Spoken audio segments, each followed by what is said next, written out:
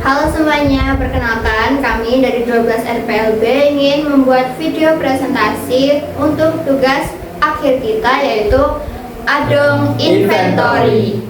Sebelumnya, izinkan kami untuk memperkenalkan diri kami masing-masing dulu. Dari yang paling kiri,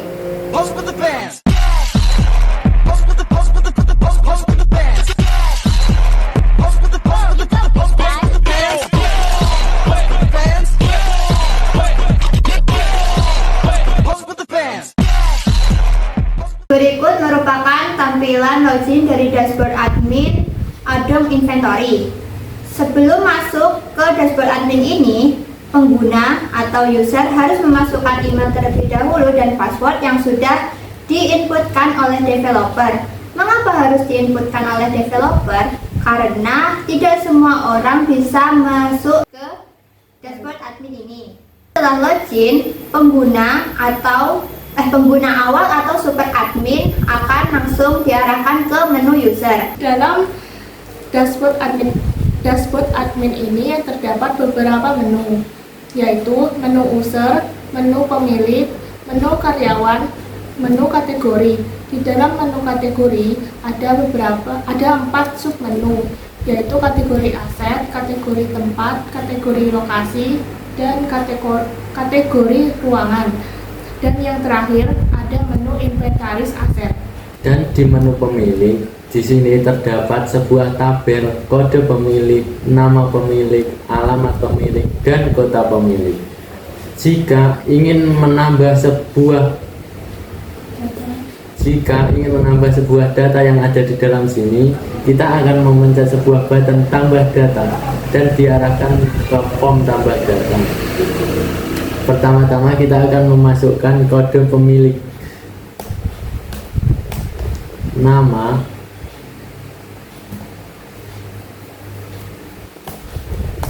alamat,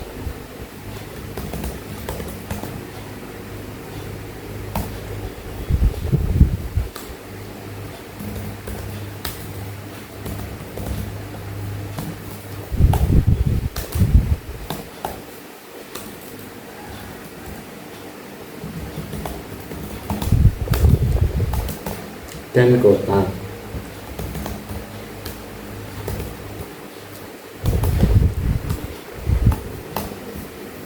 Jika sudah, kita akan memencet simpan. Jika data berhasil ditambahkan, akan muncul validasi seperti ini. Selanjutnya yaitu jika ingin mengedit data, bisa langsung memencet button edit yang terdapat di aksi.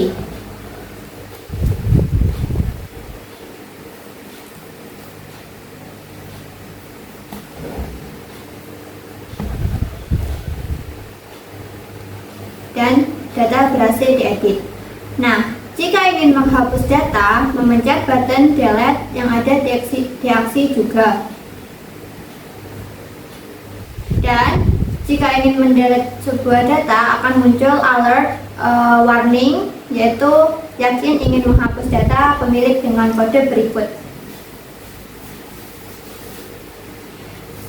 Nah, jika datanya sudah terhapus, data tersebut tidak dihapus permanen, namun akan langsung masuk ke dalam sebuah tabel juga yang berisikan data-data yang terhapus. Nah, namanya itu adalah soft delete. Jadi, data yang terhapus dari tabel awal akan masuk ke tabel ini dan tidak akan dihapus permanen. Alasannya karena semua data itu ada beberapa data atau apapun itu yang tidak boleh dihapus permanen, jadi harus disimpan atau diletakkan di tabel lain. Dan jika ingin mengembalikan data ke tabel awal, bisa memencet tombol restore. Sebelum merestore juga akan muncul sebuah alert yang bertuliskan apakah Anda yakin ingin memulihkan kode 134. Jika sudah berhasil akan muncul alert juga dan kita bisa mengecek kembali di tabel awal. dan kode dengan 134 berhasil direstore. Lanjut di bagian tabel karyawan. Di dalam tabel karyawan terdapat NIK, nomor HP, email, dan lain-lainnya. Tabel ini untuk mencatat karyawan yang bertanggung jawab atas barang tersebut. Jadi, ketika ingin menambahkan data, kita harus menekan tombol tambah data karyawan. Nah, nanti akan beralih ke karyawan form atau tampilan tambah data karyawan. Karena di dalam form tambah data karyawan ada banyak inputan atau tabel yang harus diisi, maka kita mengisinya secara otomatis melalui script. Dan ini adalah beberapa contoh validasi ketika disimpan dan ada kekurangan.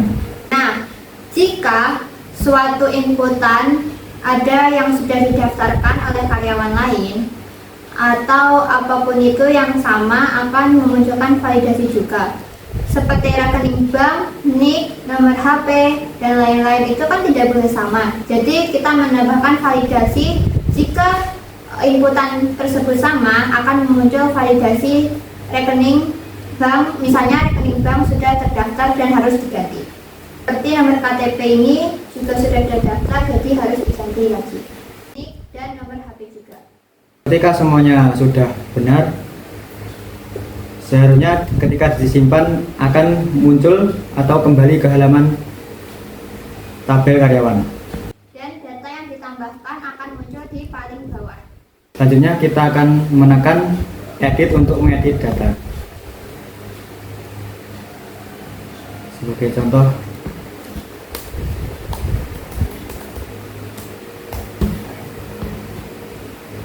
dan ketika diklik simpan akan mengarah ke tabel karyawan atau daftar karyawan. Ketika di delete dan muncul halaman seperti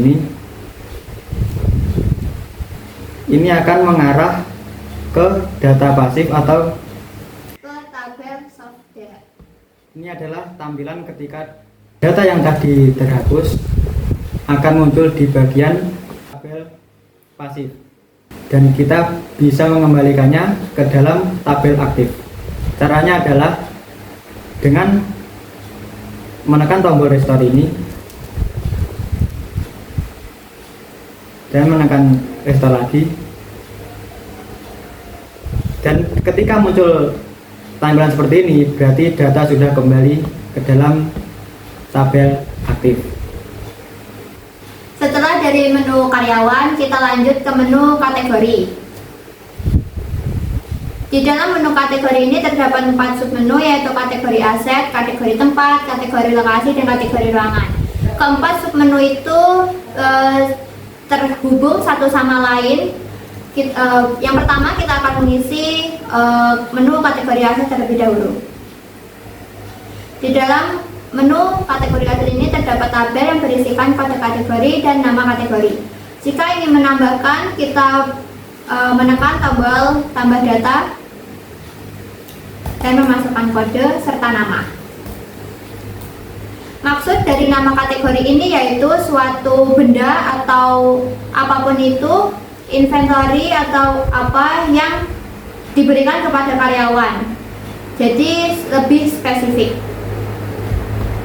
Nah, jika kita menambahkan kode yang sudah terdaftar sebelumnya, akan muncul validasi seperti di layar. Nah, data berhasil disimpan dan akan muncul alert seperti di layar.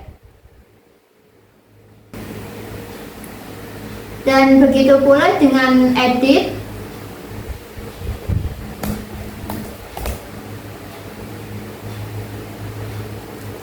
Jika sudah diedit, akan kembali ke tabel kategori aset. Jika di delete, akan muncul suatu alert warning, dan jika ingin menghapusnya, pencet ya hapus, kalau tidak pencet cancel. Jika memencet ya hapus, akan muncul alert terhapus, tapi data tersebut juga tidak dihapus permanen, namun langsung mengarah ke tabel soft delete. Nah, jika ingin mengembalikan data tersebut ke tabel awal, kita bisa memencet tombol restore seperti di menu-menu yang lain. Dan jika sudah memencet tombol restore, akan muncul alert seperti tadi dan kita bisa mengeceknya di tabel awal. Nah, data sudah kembali. Oke, kita lanjut ke submenu kategori lainnya, yaitu ada kategori tempat dan kategori lokasi. Karena kategori tempat dan kategori lokasi itu saling berhubungan, nah kita langsung saja ke kategori lokasi. Di dalam kategori lokasi ini terdapat kode lokasi, nama tempat, alamat lokasi, serta kota lokasi. Mari kita tambahkan data di tabel kategori lokasi. Karena nama tempat terhubung dengan kategori tempat, jadi kita tidak perlu menginputkan manual. Nah, di manakah tempat-tempat ini muncul? Dengan cara kita menambahkan nama tempat di dalam kategori tempat. Jadi ketika kita menambahkan data di tambah lokasi, nama tempat tidak perlu diinputkan manual. Lanjut saja ke kategori ruangan, karena fitur-fitur di sini juga sama saja seperti yang lainnya. Langsung saja kita ke tambah data. Dan kategori ruangan ini juga terhubung ke kategori-kategori yang lainnya. Ketika kita menambahkan nama tempat dan lokasi, seperti penjelasan tadi, tidak perlu menambahkan secara manual. Jadi kita hanya memilihnya seperti ini.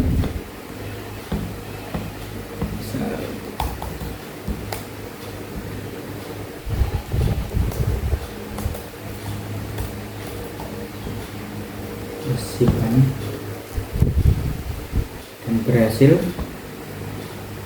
Jadi nama tempat dan lokasi tidak perlu diinputkan secara manual. Lanjut saja ke inventaris aset. Pertama-tama ini ada inputan pemilik, dan karena inventaris ini berrelasi dengan tabel pemilik, karyawan, serta kategori yang lain, maka pemilik juga serta karyawan maupun kategori aset tidak perlu diinputkan secara manual karena mereka terhubung satu sama lain. Pertama, kita memilih pemilik, nama aset, handphone, Samsung. Untuk bagian deskripsi ini dikosongkan saja karena tidak harus untuk diisi. Lanjut ke bagian merek, nomor seri juga tidak perlu, jadi kita lanjut saja. Nilai perolehan,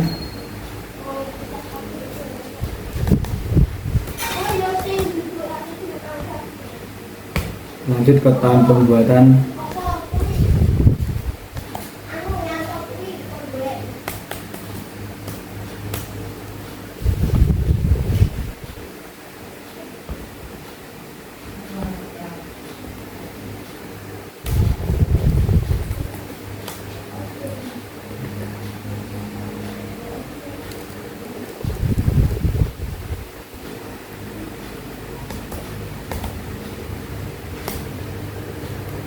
nah di bagian inputan jumlah ini, ketika kita menambahkan misal 2, nanti di bagian tabel akan menambahkan data sebanyak 2 kali.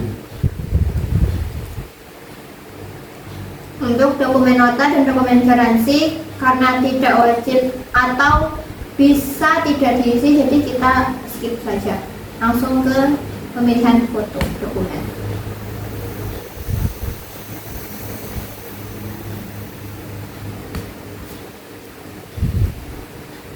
Dan nomor BPKB pun tidak wajib, jadi langsung kita ke inputannya lainnya. Kategori aset ini terhubung dengan submenu kategori, yaitu menu kategori aset juga. Jadi karena kita tadi menginputkan handphone, jadi kita pilih handphone. Untuk tempatnya ini kita pilih Kreasindo. ruangan, lokasi, kondisi fisik, dan lain-lain. Bagian keterangan pun tidak wajib, jadi tidak kita isi. Bagian nama karyawan ini terhubung dengan karyawan melalui ini. Namun di sini yang akan muncul adalah namanya. Langsung kita simpan. Nah, data berhasil disimpan. Mengapa di sini ada dua data? Karena pada inputan jumlah tadi kita memasukkan jumlah 2. Jadi otomatis di tabelnya ini akan muncul 2 inputan baru dengan pemilik karyawan yang sama. Dan tabel ini juga seperti yang tabel-tabel sebelumnya atau menu-menu sebelumnya, kita ada data pasif seperti yang tadi. Lanjut saja di bagian menu user yang paling atas.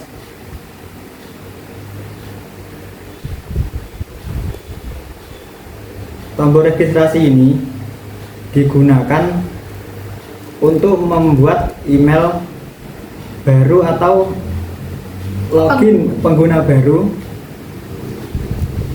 melalui admin. Jadi tidak sembarangan orang bisa masuk ke dalam tampilan dashboard ini. Ketika semua sudah diisi, lanjut kita menekan buat akun. Dan akun yang sudah berhasil dibuat, kita bisa gunakan untuk login.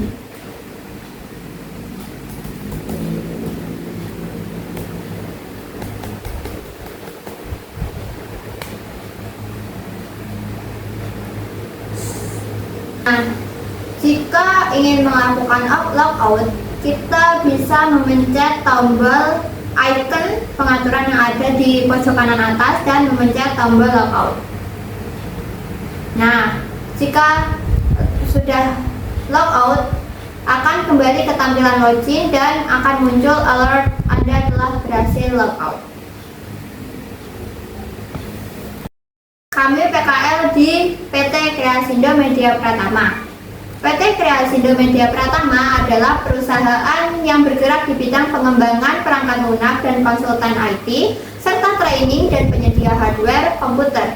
PT Kreasindo Media Pratama memberikan solusi IT satu atap untuk membantu melakukan transformasi digital dan pengembangan usaha dari kliennya.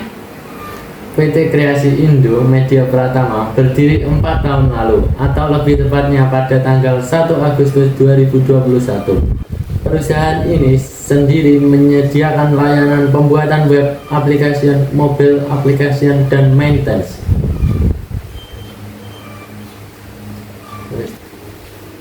Pelaksanaan PKL yang kami lakukan yaitu selama 6 bulan yang dimulai dari tanggal 2 September 2024 sampai dengan 7 Februari 2025. Untuk adik kelas kami yang mau PKL setelah ini, PT Kreasindo Media Pratama sangat kami rekomendasikan karena tempatnya nyaman, strategis, serta pembimbing dan instruktur yang terdapat di PT Kreasindo Media Pratama sangat mengayomi serta ramah. Jadi untuk kalian yang mau PKL setelah ini, jangan sia-siakan tempat PKL yang kami rekomendasikan ini ya.